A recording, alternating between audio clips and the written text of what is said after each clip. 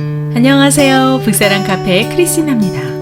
오늘은 조금 특별한 시간을 마련했는데요. 얼마 전에 북사랑 카페에 구독하신 안병옥 작가님이 쓰신 하룻밤에 읽는 영국사를 여러분들께 소개해 드리려고 합니다.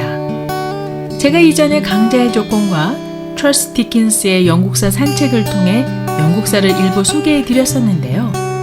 하룻밤에 읽는 영국사는 이 한 권으로 영국 전체를 다 들여다볼 수 있는 간략하고도 내용이 알찬 책입니다. 영국이 탄생한 시초부터 유럽 연합에서 탈퇴한 브렉시트까지를 아주 잘 정리해주는 책이라서요. 읽어보는 내내 더욱 영국에 대해 많은 것을 배우는 계기가 되었습니다. 한 영상에 그 방대한 내용을 다 다룰 수 없어서요. 전체 내용 중에 튜더 왕조가 끝나고 그 뒤를 이은 스튜어트 왕조의 이야기를 여러분들께 드리고자 합니다. 자, 그럼 지금부터 하룻밤에 읽는 영국사 그 이야기를 시작해 보도록 하죠. 영국을 번영으로 이끌었던 튜더 가문의 엘리자베스 여왕 1세가 1603년에 숨을 거두게 됩니다. 엘리자베스 여왕 1세는 평생 독신으로 지내면서 나라를 돌보았기에요. 그녀에게는 후계자가 없었고요. 그녀를 뒤이어 스코틀랜드의 제임스 6세가 왕위에 오르는데요. 잉글랜드와 스코틀랜드가 합병되면서 그는 잉글랜드로 와서는 제임스 1세로 불리게 되죠. 제임스 1세는 엘리자베스와 사촌지간인 메리 스튜어트의 아들이었고요. 엘리자베스에게는 조카였습니다. 엘리자베스가 신교 정책을 펼친 것과는 달리 그는 친스페인과 친캐톨릭 정책을 펼쳤고요. 그로 인해 의회와 갈등을 빚게 됩니다. 그의 친캐톨릭 정책으로 1620년 102명의 청교도들이 급기야 그들의 신앙의 자유를 찾아 아메리카로 떠나게 되고요. 뉴잉글랜드의 최초의 식민지를 개척합니다.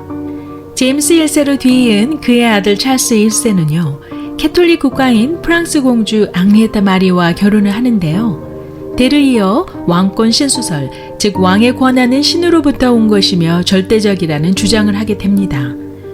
찰스 1세는 의회의 반대에도 무릅쓰고 의회 동의 없이 왕의 재정을 메꾸기 위해 세금을 걷어들였고요. 왕실의 상품 독점권을 고집하면서 돈을 받고 관직을 팔아넘기는 일도 서슴없이 하게 됩니다. 거기에 종교적 갈등까지 한몫을 하게 되는데요. 일부 캐톨릭 전통을 다시 복원하여 유지하려고 했죠.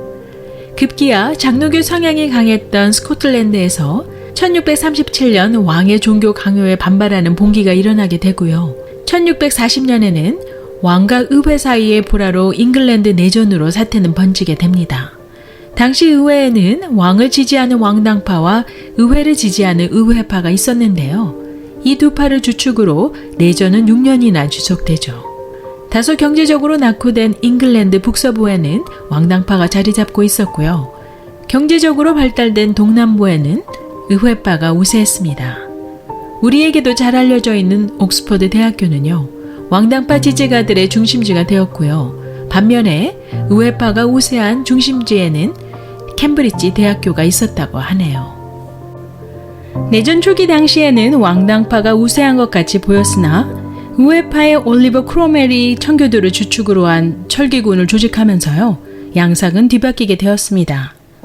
청교도 특유의 엄격한 규율과 종교적 신념을 지닌 기병들은 전투에서 승리함으로써 내전은 막을 내리게 되었고요. 1649년 찰스 1세는 결국 사형을 받게 되죠. 이렇듯 청교도가 주축으로 된 이 내전을 다른 말로는 청교도 혁명이라고 부릅니다. 내전에서 승리를 거두면서 크로멜은 1949년에 영국에서 공화국의 시작을 알렸죠. 한편 많은 왕당파 인사들은 이때 아일랜드로 피신하게 되었고요. 그곳 아일랜드인과 손잡고 잉글랜드의 왕을 다시 세우려는 모의를 합니다. 그 수가 무려 1만 2천여 명에 이르자 크로멜은 함대를 이끌고 공화국 출범 초기에 아일랜드로 가서요. 3년의 전쟁 끝에 아일랜드를 복속시키고요. 이 과정에서 아일랜드의 인구의 3분의 1이 목숨을 잃었다고 하네요. 그리고는 아일랜드 토지 3분의 2는 개신교가 아일랜드로 이주해 오면서 그들이 차지하게 되었고요. 개신교가 지배층으로 앉게 되는 일이 일어납니다. 당시 구교 캐톨릭이 대부분이었던 아일랜드인들에게 이러한 현상은 증오로 남게 되죠. 드디어 1653년에 크로멜은 잉글랜드, 스코틀랜드와 아일랜드를 통치하게 되는 호국경, 즉 왕을 대신하는 섭정 귀족이 되었고요. 이로써 외교, 군사, 입법권까지 통치하는 독재자가 된 셈이었죠.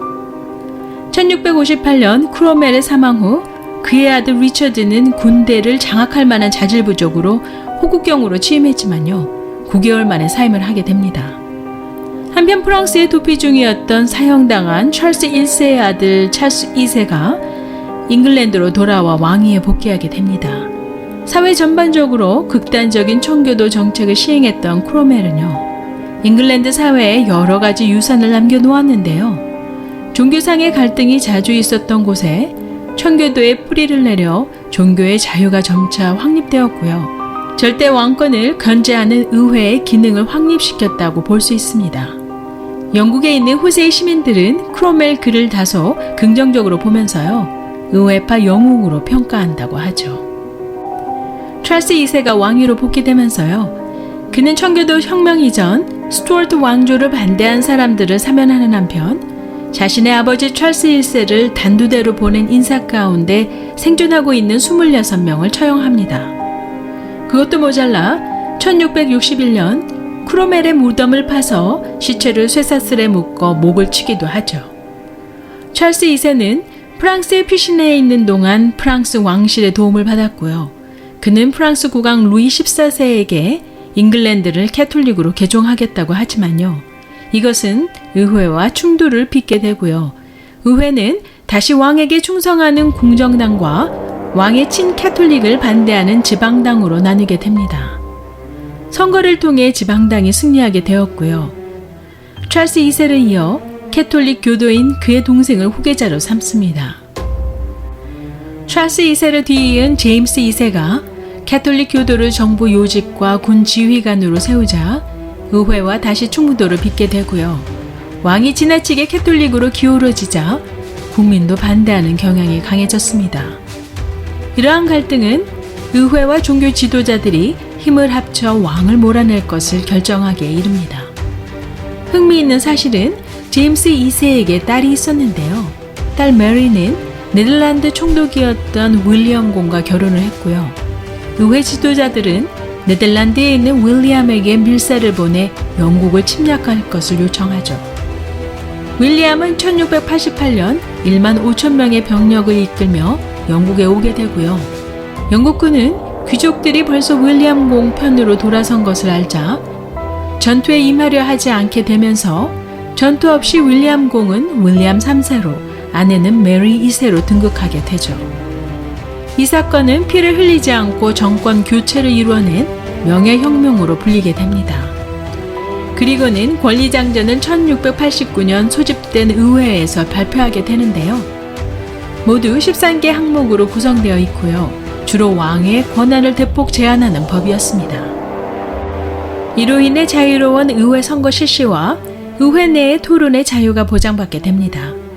당시 프랑스, 오스트리아, 러시아, 프로이센과 같은 다른 유럽 나라에서는 절대 왕정이 강력하게 지배하던 시절에요. 영국은 17세기에 두 차례의 혁명으로 의회가 왕권을 제한할 수 있는 권리를 확보하게 되었죠. 이러한 권리장전은 바로 절대 왕정에서 입헌 군주제로 가는 기틀을 마련했고요. 영국의 의회 민주주의가 한 발 앞서 실현되는 역사적인 순간이었습니다. 또한 이 권리장전은요, 미국 독립선언과 1789년 프랑스 혁명에 발표된 인권선언에도 영향을 미치게 되죠. 저는 하룻밤에 있는 영국사를 읽으면서요, 작가님이 자신이 친히 영국 캠브리지 대학교에서 학위를 하시면서 영국을 깊게 관찰하신 영국사의 통찰력을 엿볼 수 있었고요. 영국의 2000년이 넘는 역사를 단 한 권의 책으로 담아내시는 일은 그리 쉬운 일은 아니셨으리라고 짐작해 봅니다. 이 책은 영국이라는 나라를 하나의 숲 전체로 보기에 아주 좋은 책이라고 여기고요. 최근 20세기부터 얼마 전 이슈로 떠올랐던 브렉시트까지를 다루고 있으니 꼭 한번 관심 있으신 분들은 읽어보실 것을 권합니다. 작가 안병옥 교수님은 팟빵이라는 팟캐스트에서 안쌤의 유로톡을 운영하고 계시니 사이트에 가셔서 따끈따끈한 유럽 소식을 들어보시는 것도 좋을 듯 싶습니다. 오늘의 영상을 끝까지 시청해 주심을 감사드리면서요. 구독, 좋아요 잊지 마시고요. 그럼 다음 영상에서 뵐 때까지 안녕히 계세요.